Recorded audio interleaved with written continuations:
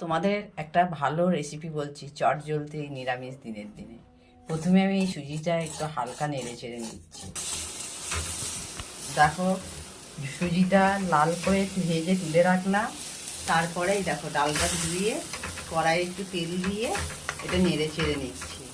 এইটা নিরামিষ দিনে একটা চটজলদি নতুন খাবার। যারা অনেকে আমরা রুটি খেতে পছন্দ করি না তারা এই জিনিসটা বানিয়ে খেতে পারো। এবারে এইটা একটু নেড়ে চেড়ে এতে জল দিয়ে দিলাম। দেখো নুন হলুদ দিয়ে দিয়েছি। এবার এই ভাজা সুজিটা এর মধ্যে দিয়ে দিচ্ছি।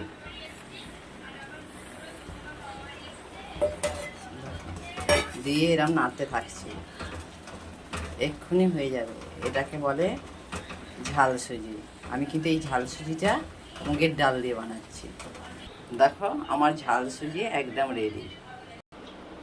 দেখো ঝাল সুজি একদম রেডি। এবার গরম গরম এটা গরম গরম খেলেই সবচেয়ে বেশি ভালো লাগে।